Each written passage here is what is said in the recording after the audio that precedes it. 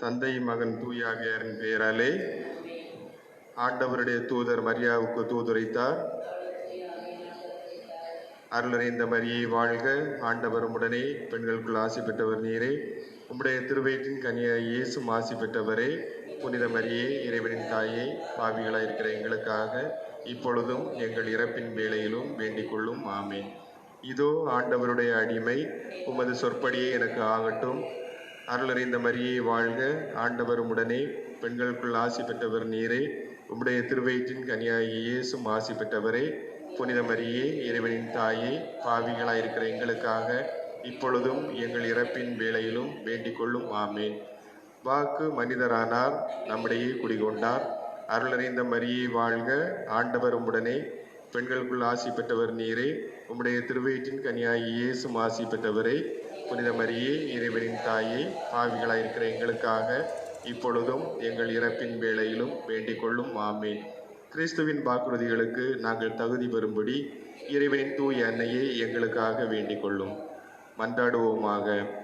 இறைவா, உம் திருமகன் மனிதரானதை உம்முடைய வானதூதர் வழியாக நாங்கள் அறிந்திருக்கிறோம். அவருடைய பாடுகளினாலும் இறப்பினாலும் நாங்கள் உயிர்ப்பின் மாட்சி பெற உமது அருளை பொழிவீராக. எங்கள் ஆண்டவராகிய இயேசு கிறிஸ்து வழியாக உம்மை மன்றாடுகிறோம். ஆமேன். இன்றைய புனிதர் புனித ஹென்றி. ஒரு தூய ஆயர் இவருக்கு கல்வி பயிற்சி அளித்தார். 995ஆம் ஆண்டில் இவர் பவேரியா நாட்டின் கோமகனானார். 1002ஆம் ஆண்டில் இவருடைய உறவினரான பேரரசர் இறந்ததும் இவர் பேரரசரானார். இவருடைய உள்ளத்தில் உயிருள்ள விசுவாசம் இருந்தது. நித்திய உண்மைகளை பற்றி ஒவ்வொரு நாளும் தியானித்து அந்த விசுவாசத்தை இவர் காத்து வளர்த்து வந்தார். தமது பதவியை பற்றி இவர் பெருமை கொண்டவரல்ல, அனைத்திலும் கடவுளது மகிமையை தேடினார். திருச்சபையின் நலனை பற்றி எப்பொழுதும் மிக விழிப்பாய் இருந்து திருச்சபையின் கட்டுப்பாட்டை காத்து வர ஆயர்கள் வழியாக பெரும் முயற்சி செய்து வந்தார். நாட்டிலும் நாட்டிற்கு வெளியிலும் எதிரிகள் இவரை தாக்கினாலும் எப்பொழுதும் இவருக்கே வெற்றி கிடைத்தது. எதிரிகளை இரக்கத்துடன் நடத்துவார். திருச்சபைக்கு அநேக சலுகைகள் இவர் செய்தார். வற்புறுத்தப்பட்டாலன்றி போருக்கு செல்ல மாட்டார். தாழ்ச்சியையும் நீதியையும் நேசித்தார். ஒருமுறை இவர் கொலேஞ்ச் நகர் ஆயரை தக்க மரியாதையுடன் நடத்தவில்லை. அதற்காக அவரது பாதத்தில் விழுந்து மன்னிப்பு கேட்டார். இவர் அரச பதவியை துறந்து சன்னியாசியாக விரும்பினார். என்றாலும் ஒரு பரிசுத்த மாடாதிபதிக்கு கீழ்ப்படிந்து அரச பதவியில் இருக்க இணங்கினார். இவருடைய மனைவியின் பெயர் குணகுந்தா. இருவரும் விரத்தராக வாழ்ந்தனர். இவர் தம்மை சாவுக்கு தயாரிக்கும்படி ஒரு சந்நியாச மடத்திற்கு சென்றார். நித்திய நடுவரை சந்திக்க தன் ஆன்மாவை இவ்விடம் தயாரித்தார். சிந்தனை: ஒவ்வொருவனும் கடவுள் தன்னை வைத்திருக்கும் நிலையில் இருந்து கொண்டே ஏராளமான நன்மை செய்யலாம். அதற்கான வாய்ப்புகள் ஒவ்வொரு நாளும் வருகின்றன. ஜெபம்: ஆண்டவரே, நாங்கள் நேரத்தை நன்கு பயன்படுத்தும் வரத்தை தாரும். ஆமேன்.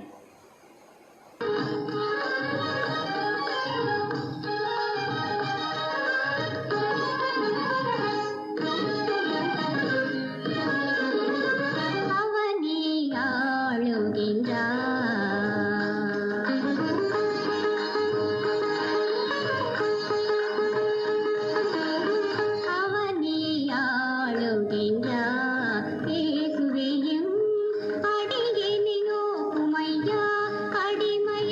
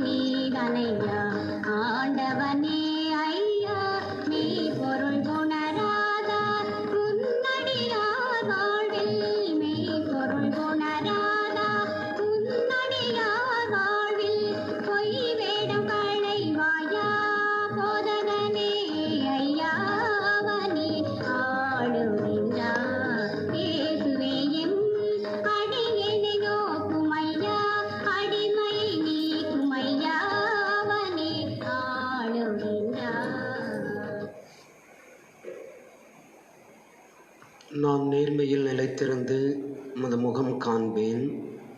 உமது மாட்சியை நீர் வெளிப்படுத்தும் போது நான் நிறைவு பெறுவேன்.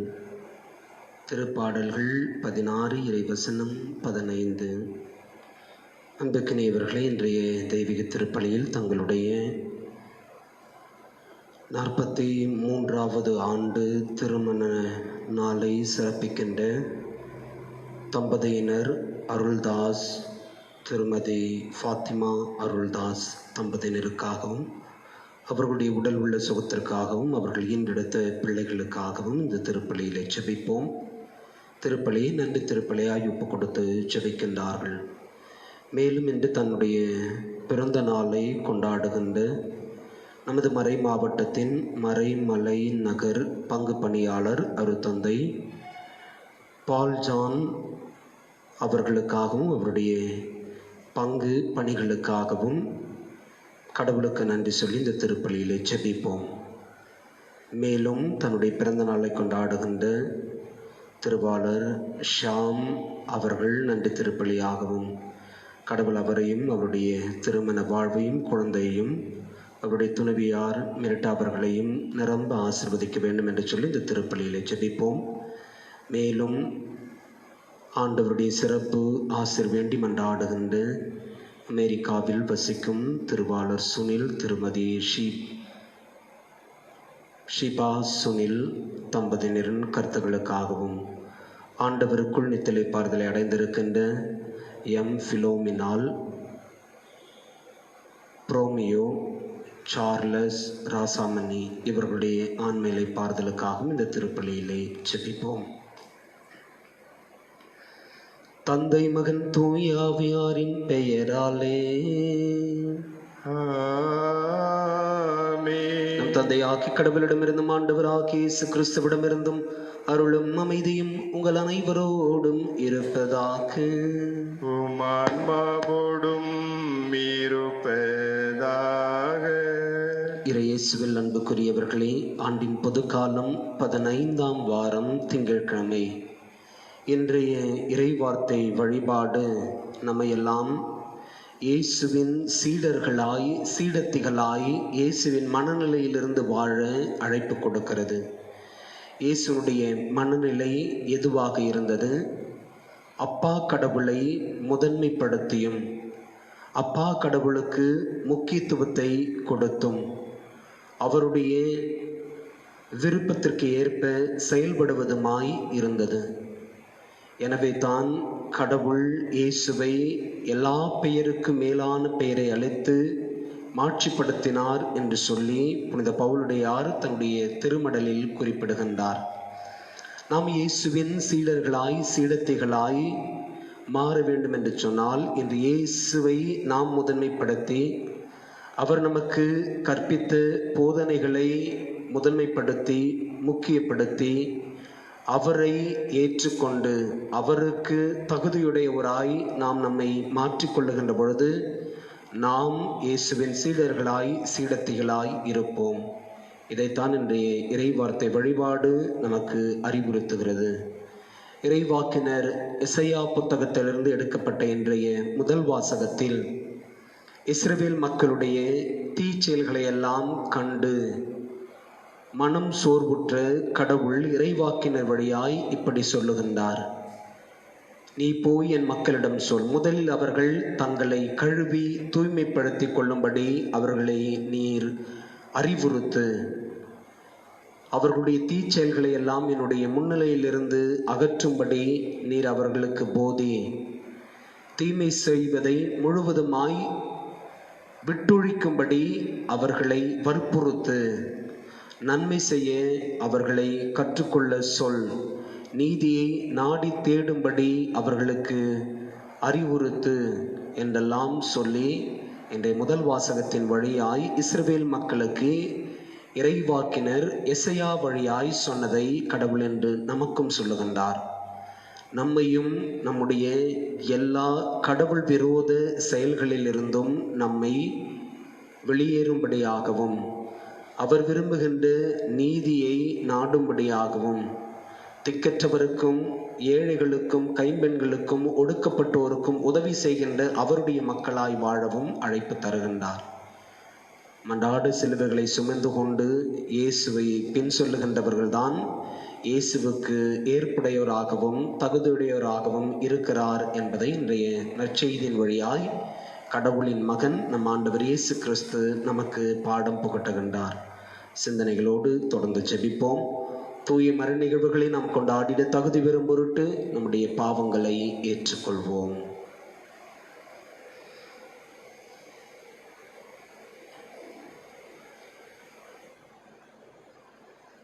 எல்லாம் உள்ள இறைவனிடமும் சகோதரர் சகோதரிகளை உங்களிடமும் நான் பாவியை ஏற்றுக்கொள்கிறேன்.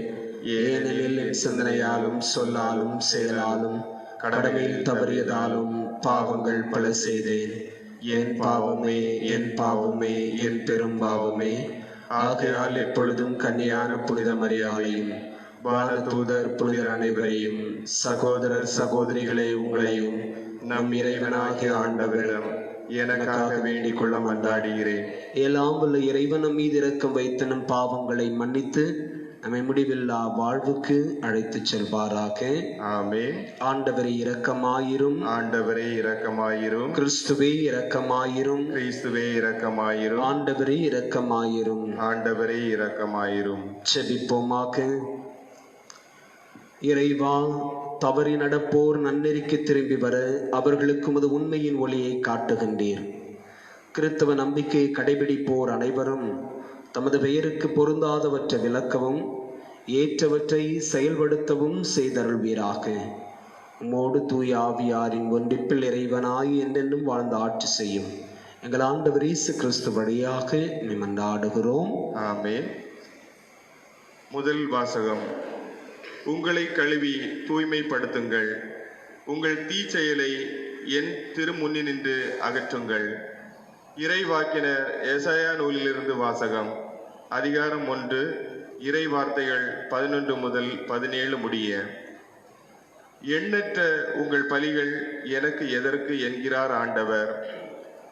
ஆட்டுக்கிடாய்களின் எரிபலிகளும் கொழுத்த விலங்குகளின் கொழுப்பும் எனக்கு போதும் என்றாகிவிட்டன.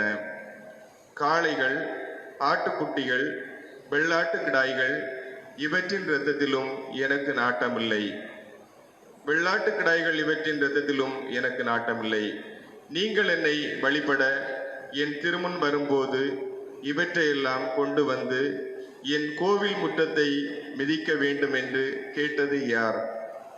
இனி காணிக்கைகளை வீணாக கொண்டு வர வேண்டாம்.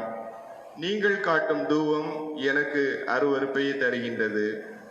நீங்கள் ஒழுங்கீனமாக கொண்டாடும் அமாவாசை, ஓய்வு நாள் வழிபாட்டு கூட்டங்களை நான் சகிக்க மாட்டேன். உங்கள் அமாவாசை திருவிழா கூட்டங்களையும் என் உள்ளம் வெறுக்கின்றது. அவை என்மேல் விழுந்த சுமை ஆயின. அவற்றை சுமர்ந்து சோர்ந்து போனேன். என்னை நோக்கி உங்கள் கைகளை நீங்கள் உயர்த்தும் போது பாரா முகத்தினராய் நான் இருப்பேன். நீங்கள் தொடர்ந்து மன்றாடினாலும் நான் செவி கொடுப்பதில்லை. உங்கள் கைகளோ இரத்த கரைகளால் நிறைந்திருக்கின்றன. உங்களை கழுவி தூய்மைப்படுத்துங்கள். உங்கள் தீச்செயலை என் திருமுன்னின்று அகற்றுங்கள். தீமை செய்தலை விட்டொழியுங்கள். நன்மை செய்ய கற்றுக்கொள்ளுங்கள். நீதியை நாடி தேடுங்கள். ஒடுக்கப்பட்டோருக்கு உதவி செய்யுங்கள். திக்கற்றோருக்கு நீதி வழங்குங்கள். கைம்பெண்ணுக்காக வழக்காடுங்கள். ஆண்டவரின் அருள்வாக்கு. இறைவனுக்கு நன்றி. பதிலுரை பாடல் பல்லவி. தம் வழியை செம்மைப்படுத்துவோர் கடவுள் தரும் மீட்பை கண்டடைவர். தம் வழியை செம்மைப்படுத்துவோர் கடவுள் தரும் மீட்பை கண்டடைவர். நீங்கள் கொண்டு வரும் பலிகளை முன்னிட்டு நான் உங்களை கண்டிக்கவில்லை. உங்கள் எரிபலிகள் எப்போதும் என் முன்னிலையில் உள்ளன. உங்கள் வீட்டின் காளைகளையோ உங்கள் தொழுவத்தின் ஆட்டுக்கிடாய்களையோ நான் ஏற்றுக்கொள்வதில்லை. பல்லவி. தம் வழியை செம்மைப்படுத்துவோர் கடவுள் தரும் மீட்பை கண்டடைவர். என் விதிமுறைகளை ஓதுவதற்கு உங்களுக்கு என்ன தகுதி? என் உடன்படிக்கை பற்றி பேசுவதற்கு உங்களுக்கு என்ன அருகதை? நீங்களோ ஒழுங்குமுறையை வெறுக்கின்றீர்கள், என் கட்டளைகளை தூக்கி எறிந்து விடுகின்றீர்கள். பல்லவி. தம் வழியை செம்மைப்படுத்துவோர் கடவுள் தரும் மீட்பை கண்டடைவர். இவ்வாறெல்லாம் நீங்கள் செய்தும் நான் மௌனமாய் இருந்தேன். நானும் உங்களை போன்றவர் என எண்ணிக்கொண்டீர்கள். ஆனால் இப்பொழுது உங்களை கண்டிக்கின்றேன். உங்கள் குற்றங்களை உங்கள் கண்முன் ஒவ்வொன்றாய் எடுத்துரைக்கின்றேன். நன்றி பலி செலுத்துவோர் என்னை மேன்மைப்படுத்துவர். தம் வழியை செம்மைப்படுத்துவோர் கடவுளாம் நான் அருளும் மீட்பை கண்டடைவர். பல்லவி. தம் வழியை செம்மைப்படுத்துவோர் கடவுள் தரும் மீட்பை கண்டடைவர். அல்லேலூயா, அல்லேலூயா, அல்லேலூயா, அல்லேலூயா, அல்லேலூயா, அல்லேலூயா, அல்லேலூயா, அல்லேலூயா. நீதியின் பொருட்டு துன்புறுத்தப்படுவோர் பேறு பெற்றோர், ஏனெனில் விண்ணரசு அவர்களுக்குரியது என்கிறார் ஆண்டவர். அல்லேலூயா, அல்லேலூயா, அல்லேலூயா, அல்லேலூயா. ஆண்டவர் உங்களோடு இருப்பாராக, உம் ஆன்மாவோடும் இருப்பாராக. புனித மத்தேயு எழுதிய தூய நற்செய்தியிலிருந்து வாசகம். ஆண்டவரே, மாட்சி உமக்கே. புனித மத்தேயு எழுதிய நற்செய்தி அதிகாரம் 10 இறைவசனங்கள் 34 மீண்டும் அதிகாரம் 11 இறைவசனம் 1 முடிய. இயேசு தம் சீடர்களை நோக்கி கூறியது: நான் உலகிற்கு அமைதி கொணர வந்தேன் என எண்ண வேண்டாம். அமைதியை அல்ல, வாளையே கொணர வந்தேன். தந்தைக்கு எதிராக மகனையும் தாய்க்கு எதிராக மகளையும் மாமியாருக்கு எதிராக மருமகளையும் நான் பிரிக்க வந்தேன். ஒருவருடைய பகைவர் அவரது வீட்டில் உள்ளவரே ஆவார். என்னை விட தம் தந்தையிடமோ தாயிடமோ மிகுந்த அன்பு கொண்டுள்ளோர் என்னுடையோர் என கருதப்பட தகுதியற்றோர். என்னை விட தம் மகனிடமோ மகளிடமோ மிகுதியாய் அன்பு கொண்டுள்ளோரும் என்னுடையோர் என கருதப்பட தகுதியற்றோர். தம் சிலுவையை சுமக்காமல் என்னை பின்பற்றி வருவோர் என்னுடையோர் என கருதப்பட தகுதியற்றோர். தம் உயிரை காக்க விரும்புவோர் அதை இழந்து விடுவர். என் பொருட்டு தம் உயிரை இழப்போரோ அதை காத்து கொள்வர். உங்களை ஏற்றுக்கொள்ளுபவர் என்னை ஏற்றுக்கொள்ளுகிறார், என்னை ஏற்றுக்கொள்ளுபவரோ என்னை அனுப்பினவரையே ஏற்றுக்கொள்ளுகிறார். இறைவாக்கினர் ஒருவரை அவர் இறைவாக்கினர் என்பதால் ஏற்றுக்கொள்ளுபவர் இறைவாக்கினருக்குரிய கைமாறு பெறுவார். நேர்மையாளர் ஒருவரை அவர் நேர்மையாளர் என்பதால் ஏற்றுக்கொள்ளுபவர் நேர்மையாளருக்குரிய கைமாறு பெறுவார். இச்சிறியோருள் ஒருவருக்கு அவர் என் சீடர் என்பதால் ஒரு கிண்ணம் குளிர்ந்த நீராவது கொடுப்பவரும் தம் கைமாறு பெறாமல் போகார் என உறுதியாக உங்களுக்கு சொல்லுகின்றேன். இயேசு தம் 12 சீடருக்கும் அறிவுரை கொடுத்து முடித்ததும் பக்கத்து ஊர்களில் கற்பிக்கவும் நற்செய்தியை அறிவிக்கவும் அவ்விடம் விட்டு அகன்றார்.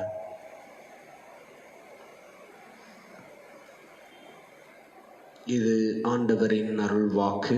கிறிஸ்துவே, உமக்கு புகழ்.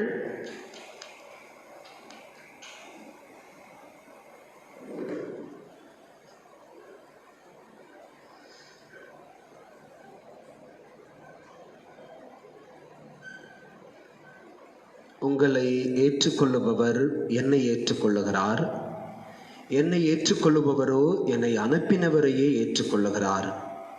இறைவாக்கினர் ஒருவரை அவர் இறைவாக்கினர் என்பதால் ஏற்றுக்கொள்ளுபவர் இறைவாக்கினருக்குரிய கைமாறு பெறுவார். நேர்மையாளர் ஒருவரை அவர் நேர்மையாளர் என்பதால் ஏற்றுக்கொள்ளுபவர் நேர்மையாளருக்குரிய கைமாறு பெறுவார். இச்சிறியோருள் ஒருவருக்கு அவர் என் சீடர் என்பதால் ஒரு கிண்ணம் குளிர்ந்த நீராவது கொடுப்பவரும் தம் கைமாறு பெறாமல் போகார் என உறுதியாக உங்களுக்கு சொல்லுகின்றேன். இயேசுவில் அன்புக்குரியவர்களே, மார்ட்டின் லூத்தர் கிங் இப்படியாய் சொல்லுவார்: கடவுளின் பெயரால் வரும் மனிதர்களுக்கு நாம் மகிழ்வுடன் உதவுகின்ற பொழுது அதற்கான கைமாறு கடவுளிடமிருந்து பெறாமல் போகார் என்று சொல்லுவார். விவிலியத்தினுடைய பல பகுதிகளில் கடவுளுடைய பெயரால் பணி செய்தவர்களுக்கு கடவுள் தம் ஊழியர்கள் பெற்றுக்கொண்ட நன்மையின் பொருட்டு உதவினவர்களுக்கு பெரும் ஆசீர்வாதத்தை அளித்துள்ளார் என்பதை ஆங்காங்கே குறிப்பிடப்பட்டிருப்பதை நாம் பார்க்கின்றோம். தொடக்க நூல் புத்தகம் 19ஆம் அதிகாரம் சோதோம் நகரினுடைய அழிவை குறித்து விவிலியம் பேசுகிறது. சோதோம் நகரத்தில் தான் ஆபிரகாமினுடைய உறவினரான லோத்தும் அவருடைய குடும்பத்தாரும் வசிக்கின்றார்கள். சோதோம் நகர் கடவுள் விரோத செயல்களில் ஈடுபடுகிறது. கடவுளுக்கு அது அருவருப்பை தருகிறது. எனவே கடவுள் அந்த நகர்களை அழித்திட முனைகின்றார். தம் தூதர்களை அனுப்புகின்றார். இந்த தூதர்களை ஊரின் முற்றத்திலேயே எதிர்கொள்ளுகின்ற லோத்து அவர்களை அழைத்து அவர்களை உபசரிக்கின்றார், விருந்தோம்பல் செய்கின்றார். அதன் பிறகு நடப்பது என்ன? லோத்துவையும் அவருடைய மனைவியையும் அவருடைய 2 பிள்ளைகளையும் இந்த சோதோம் நகரின் அழிவிலிருந்து கடவுளின் மனிதர்கள் அவர்களை தங்களுடைய கரங்களால் எடுத்துக்கொண்டு போய் ஊருக்கு வெளியே விடுகின்றார்கள். நேர்மையாளர் என்பதற்காகவும் இறைவாக்கினர் என்பதற்காகவும் கடவுளுக்கு உரியவர் என்பதற்காகவும் உதவி செய்ததனால் கடவுள் லோத்துவையும் அவனுடைய குடும்பத்தாரையும் தம் மனிதர்களை கொண்டு காப்பதை இந்த பகுதி நமக்கு சொல்லுகிறது.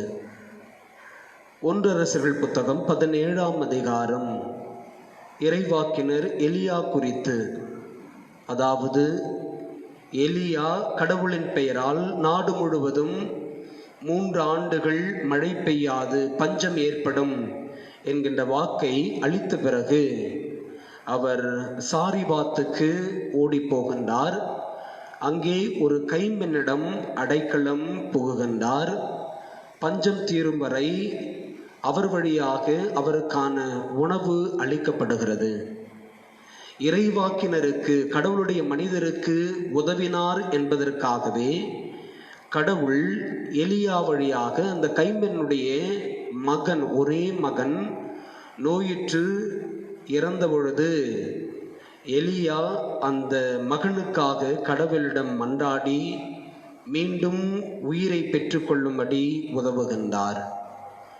இறைவாக்கினர் என்பதாலும் கடவுளுடைய மனிதர் என்பதாலும் அவருக்கு சாரிபாத்து கைம்பெண் உதவினதனால் கடவுள் சாரிபாத்து கைம்பெண்ணுக்கு உதவி செய்வதை இந்த பகுதி நமக்கு சொல்லுகிறது. எலியாவினுடைய சீடரான எலிசாவும் ஒரு மிக பெரும் புதுமையை கடவுளுடைய வல்லமை கொண்டு செய்கின்றார். 2 அரசர்கள் புத்தகம் 4ஆம் அதிகாரம் 8லிருந்து நாம் வாசிக்கின்றோம். சுனோமு நகரிலே ஒரு பணக்கார பெண் ஒருவர் இருக்கின்றார். எப்பொழுதெல்லாம் நற்செய்தி அறிவிப்பின் நிமித்தமாய் அல்லது திருப்பயணங்கள் எலிசா இறைவாக்கினர் மேற்கொள்ளுகின்றாரோ அப்பொழுதெல்லாம் இந்த பணக்கார பெண் இறைவாக்கினரை தம் வீட்டிற்கு அழைத்து அவருக்கு விருந்து படைத்து உபசரிக்கின்றார். பின்பு இறைவாக்கினர் அறிந்து கொள்ளுகின்றார், எல்லாம் இருந்தும் அவளுக்கு குழந்தை பேறு இல்லை என்று சொல்லி கடவுள் பெயரால் அவருக்கு அந்த பாக்கியத்தை அவர் முன்னறிவிக்கின்றார். இதே போல் ஒரு சம்பவத்தை தான் ஆபிரகாம் சாரா தம்பதியினருடைய வாழ்க்கையிலும் நாம் வாசிக்கின்றோம்.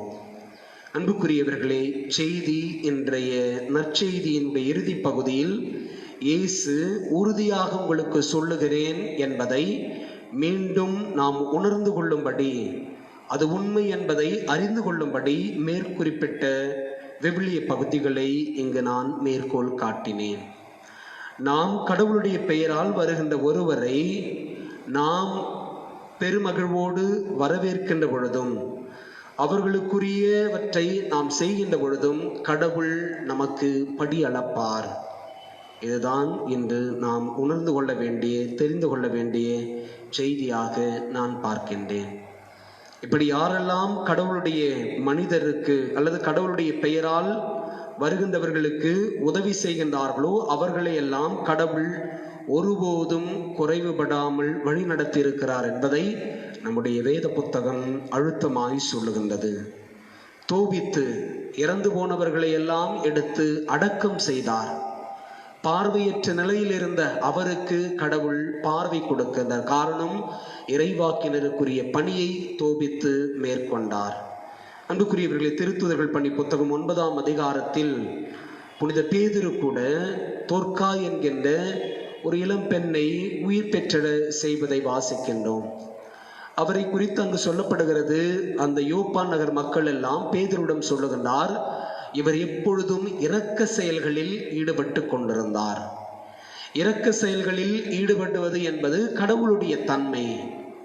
எனவே கடவுளுக்குரிய பணியை இவள் செய்ததால் கடவுள் அவருக்குரிய வாழ்வை திரும்ப கொடுக்கின்றார்.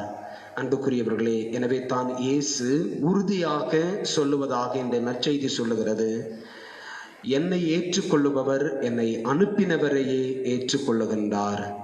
இறைவாக்கினர் ஒருவர் அவர் இறைவாக்கினர் என்பதால் ஏற்றுக்கொள்ளுபவரும், நேர்மையாளர் ஒருவரை அவர் நேர்மையாளர் என்பதால் ஏற்றுக்கொள்ளுபவரும் கைமாறு பெறுவார்.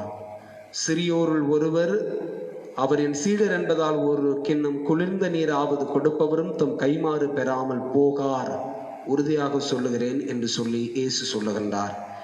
இறுதியிலே 11ஆம் அதிகாரம் 1வது இறைவசனம் சொல்லுகிறது, இயேசு தம் 12 சீடருக்கும் அறிவுரை கொடுத்து முடித்தது. மேற்குறிப்பிட்ட எல்லாமே தம் சீடருக்கு இயேசு அறிவுரையாக கூறினார் என்று சொல்லி மத்தேயு நற்செய்தியாளர் பதிவு செய்கின்றார். அன்புக்குரியவர்களே, இன்று இயேசு நமக்கு தருகின்ற அறிவுரை இதுவாகத்தான் நான் பார்க்கிறேன்.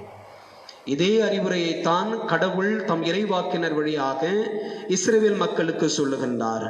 என் மக்களிடம் போய் சொல், அவர்கள் இதுவரை எனக்கு செய்த எல்லாமே எனக்கு வெறுப்பை அளிக்கிறது, எனக்கு போதும் என்று ஆகிவிட்டது, எனக்கு இதில் நாட்டம் இல்லை, அருவருப்பை தருகிறது. இதையெல்லாம் யார் கேட்டது என்று கடவுள் சொல்லுகின்றார்.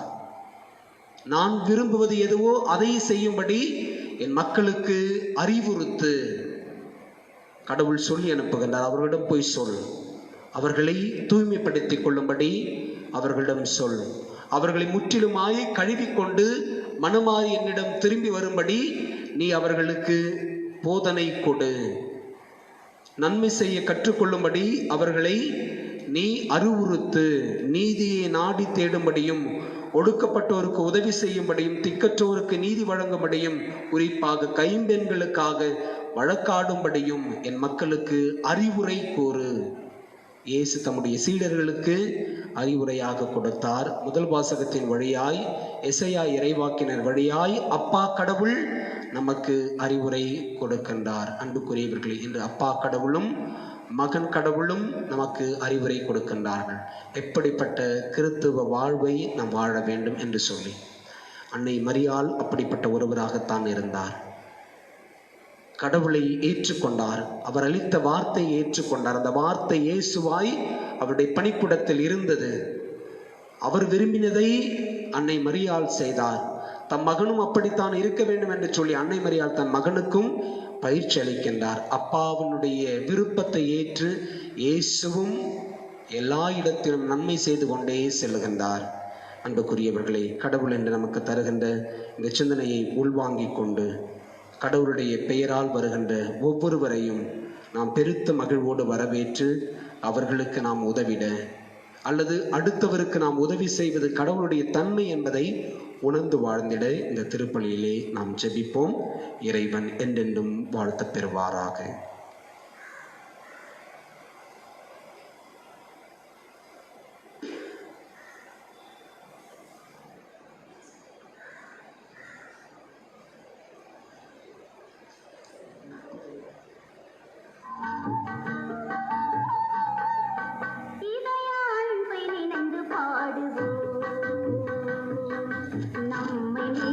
முழுமையாக தன்னை தந்த இணையில்லாத இதய அன்பை நினைந்து பாடுவோம். இதய அன்பை நினைந்து பாடுவோம். நம்மை மீட்க முழுமையாக தன்னை தந்த இணையில்லாத இதய அன்பை நினைந்து பாடுவோம்.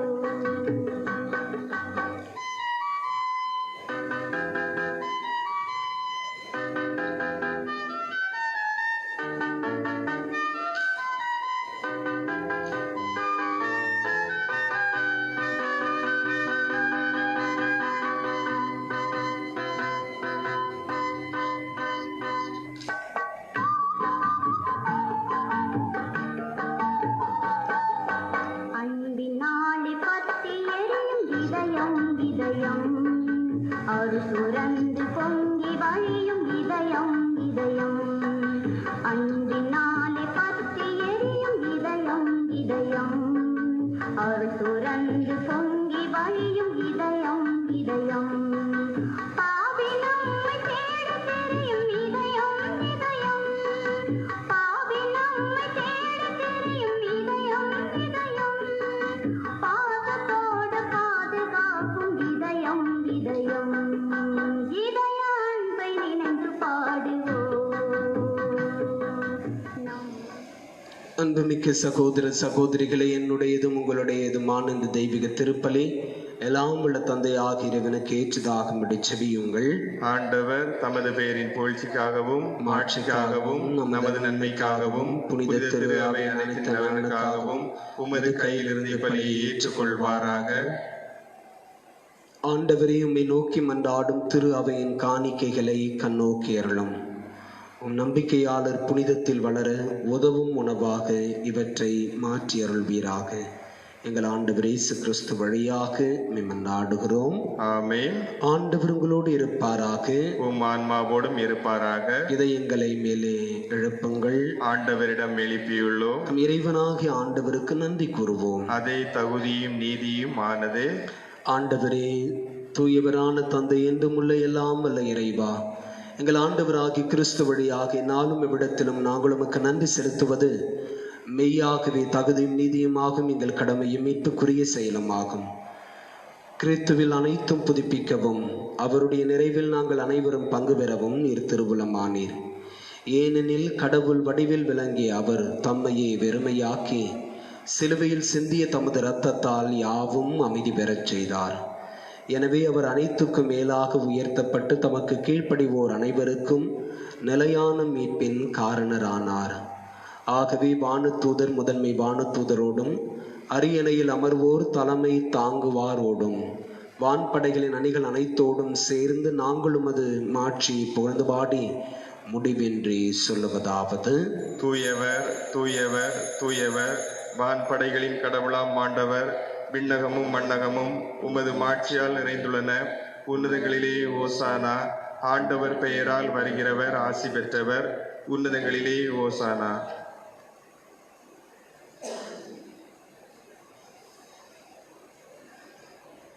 ஆண்டவரை நிர்மையாகவே தூயவர், தூய்மை அனைத்திற்கும் ஊற்று.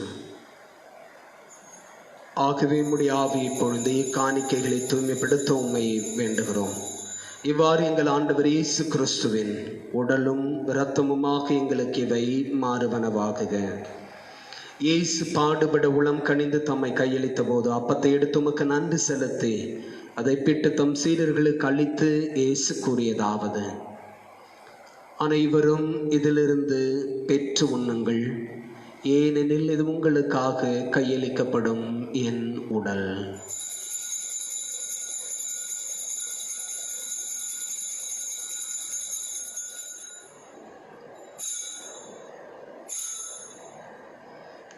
அவ்வண்ணமே இரவு விருந்தை அருந்திய பின் கிண்ணத்தையும் எடுத்து மீண்டும் உமக்கு நன்றி கூறி தம் சீடர்களுக்கு அளித்து நம் தெய்வம் இயேசு கூறியதாவது: அனைவரும் இதிலிருந்து பெற்று பருகுங்கள், ஏனெனில் இது புதிய நிலையான உடன்படிக்கைக்கு உரிய என்ற ரத்தத்தின் கிண்ணம்.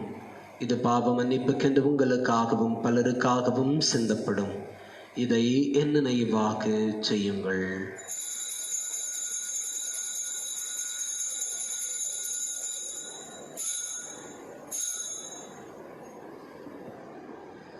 நம்பிக்கையின் மறைபொருள்.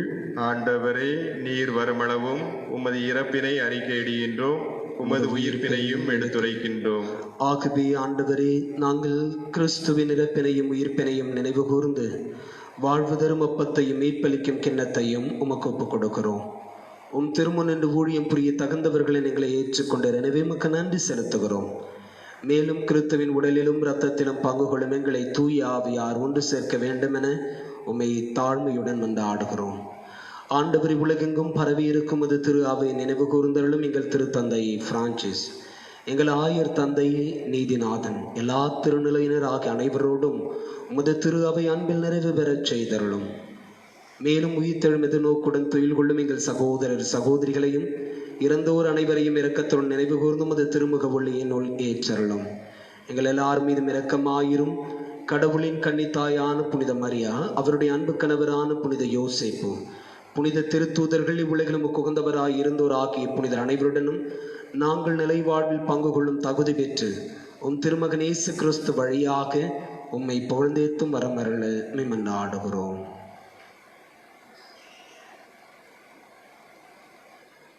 இவர் வழியாக இவரோடு இவரில் எல்லாம் வல்ல இறைவனாகிய தந்தையே, தூயாவியாரின் ஒன்றிப்பில் எல்லா புகழும் ஆட்சியும் என்றென்னும் உமக்கு உரியதே.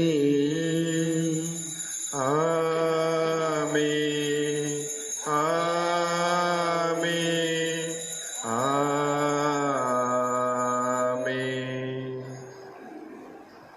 மீட்பரின் கட்டளையால் கற்பிக்கப்பட்டு இறைப்படிப்பினையால் பயிற்சி பெற்ற நாம் கரம் விரித்து செபிப்போம்.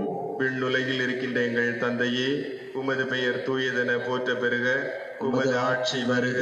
உமது திருவுளம் விண்ணுலகில் நிறைவேறுவது போல மண்ணுலகிலும் நிறைவேறுக. எங்கள் அன்றாட உணவை இன்று எங்களுக்கு தாரும். எங்களுக்கு எதிராக குற்றம் செய்வோரை நாங்கள் மன்னிப்பது போல எங்கள் குற்றங்களை மன்னியும்.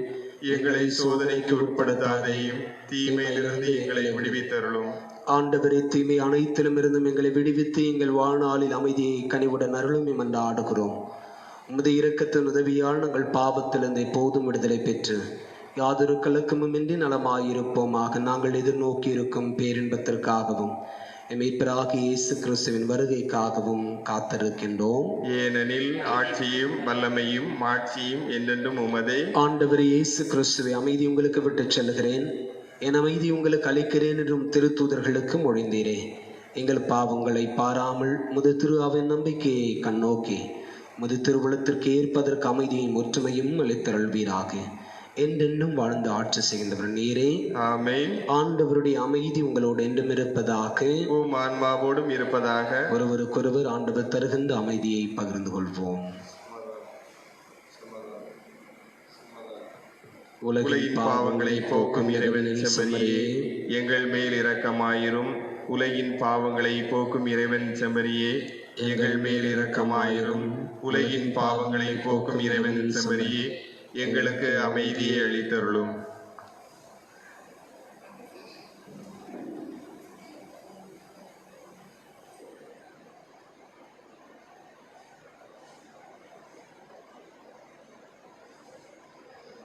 இதோ இறைவனின் செம்மறி, உலகின் பாவங்களை போக்குகிறவர். இயேசுவின் திருவிருந்து கழைப்பு பெற்றிருக்கிற நாம் எல்லாருமே பேறு பெற்றோர். ஆண்டவரே, நீர் என் இல்லத்தில் எழுந்தருள நான் தகுதியற்றவன்.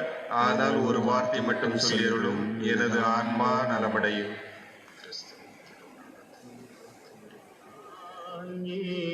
தெய்வம் என்னை அழைக்கும் அன்பு தெய்வம், நான் ஏங்கும் தெய்வம் என்னை அழைக்கும் அன்பு தெய்வம், நான் தேடும் பாதை எந்த இறைவன் தந்த பாதை, இறைவன் தந்த பாதை.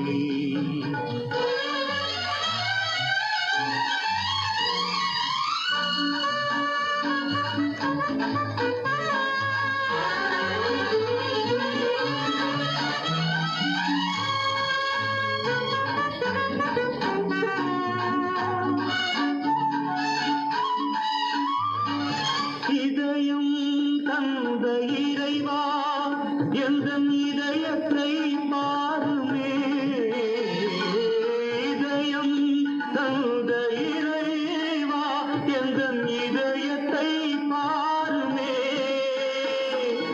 உலகம் தந்த கரைகள் அங்கு மோதும் துன்பலைகள். உலகம் தந்த கரைகள் அங்கு மோதும் துன்ப அலைகள். மோதும் துன்ப அலைகள். நான் ஏங்கும் தெய்வம் என்னை அழைக்கும் அன்பு தெய்வம். நான் தேடும் பாதை என்ற இறைவன் தந்த பாதை. இறைவன் தந்த பாதை.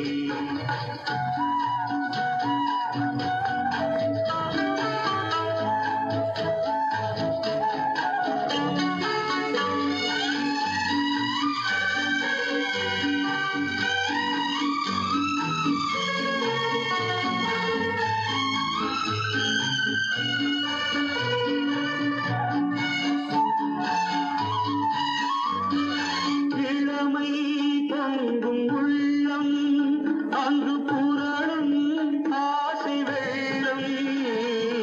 இளமை தங்கும் உள்ளம் அங்கு புரளும் ஆசை வெள்ளம். அலைகள் போடும் சிலுவை அது இறைவன் தந்த மகிமை.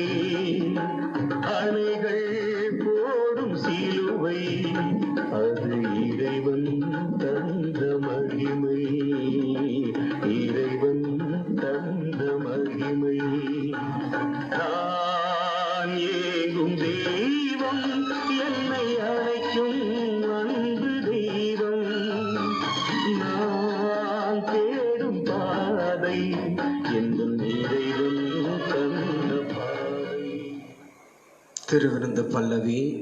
படைகளின் ஆண்டவரே, என் அரசரே, என் கடவுளே, உம் பீடங்களில் அடைக்கலான் குருவி தனக்கு வீடும் சிட்டுக்குருவி தன் குஞ்சுகளை வைக்கக்கூடும் கண்டுள்ளன. உமது இல்லத்தில் தங்கியிருப்போர் பேறு பெற்றோர், அவர்கள் எந்நாளும் உம்மை புகழ்ந்து கொண்டே இருப்பார்கள். திருப்பாடல்கள் 84 இறைவசனங்கள் 4 மற்றும் 5. நன்றியோடு மன்றாடுவோமாக. ஆண்டவரே, உம்முடைய அருள் கொடைகளை பெற்றுக்கொண்ட நாங்கள் உம்மை வேண்டுகிறோம். இவ்வாறு இம்மறை நிகழ்வுகளில் நாங்கள் அடிக்கடி பங்கேற்பதால் அவற்றின் மீட்பளிக்கும் பயன் எங்களில் வளரச் செய்வீராக. எங்கள் ஆண்டவர் இயேசு கிறிஸ்து வழியாக மன்றாடுகிறோம். ஆமென். ஆண்டவர் உங்களோடு இருப்பாராக. உம் ஆன்மாவோடும் இருப்பாராக. எல்லாம் வல்ல இறைவன் தந்தை, மகன், தூய ஆவியார் உங்கள் எல்லாரையும் ஆசீர்வதிப்பாராக. ஆமென். சென்று வாருங்கள், திருப்பலி நிறைவுற்றது. இறைவனுக்கு நன்றி.